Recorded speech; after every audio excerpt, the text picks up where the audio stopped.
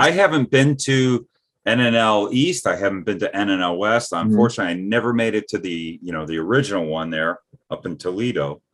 So I don't know how those were ever done. Yeah. East was great. I got to tell you a little story about how I got there. It's kind of funny. Let's hear it. Well, I told you at the beginning that, I got Don Yost DVD. Yeah. Initially, that's how I got started.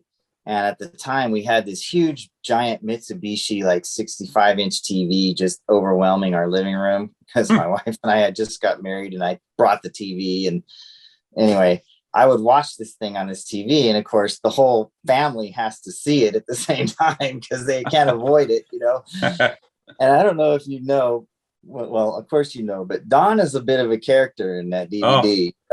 He's got a lot of personality, Yeah, he does. So my wife and kids would just get a kick out of him, And so it was around 2015. No, it would have been actually around 2014. My wife wanted to get me a Christmas present, It's December and she's trying to figure out what to get. So she goes, well, maybe I'll look up and see if I can find that guy, the Lone Wolf, and see if he has a t-shirt or something for sale, that I can get him for Christmas.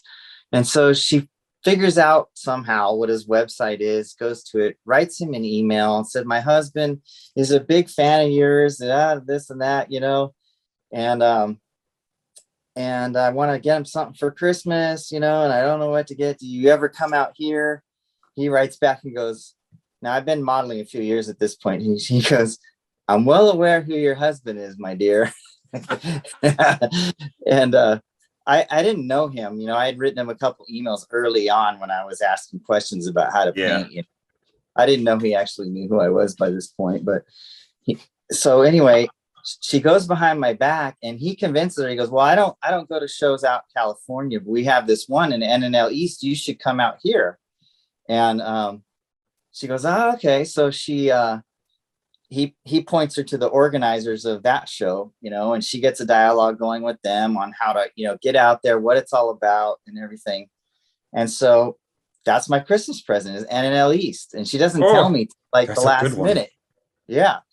Really good one, So she coordinates with Don. And so we end up going out there and hanging out with him, and I actually got to meet everybody. I met like Clay Kemp and David Thibodeau and Jay Savarese and all these guys, that I had been on forums with, but now I got to meet them in person. Yeah, isn't that neat? Today. Yeah, that's awesome. Yeah, that's so cool. And so at the show, they gave my wife an award called the Coolest Wife Award for giving me a present better than socks. Yeah, I'd like to meet Don.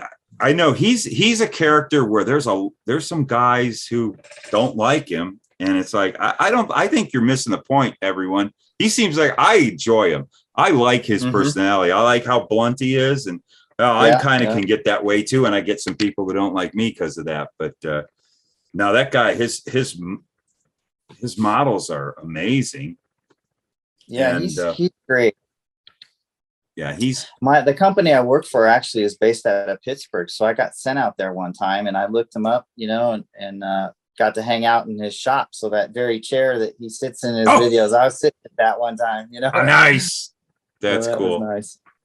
Yeah, that's cool. Yeah, he's the nicest guy. He'd give you the shirt off his back if you're his friend. That's I could tell. Usually, guys like that you can get an idea of what, like, whoever's watching this, they can get an idea of what we're like.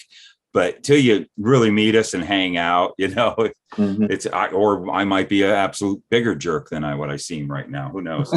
But yeah, I've always liked Don, and I always liked what he did, and he's made a lot of great points. Some things I don't agree with.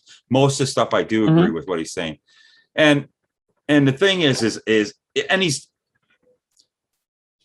he's trying to show people he builds at a certain level, and who he's talking to, what a lot of people don't understand, is he talking to the people like you and like me and a lot of us who strive to paint at that level or build at that level. If you don't want to, it's perfectly fine. There's nothing wrong with it, Exactly.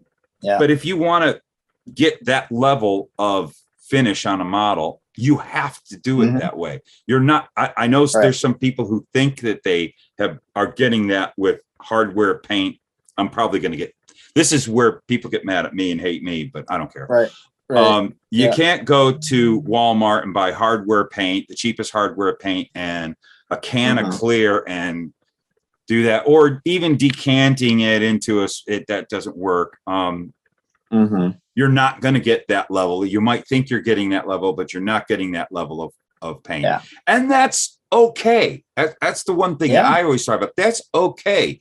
But for the people that want to get that level, that's a guy to listen to. Yeah.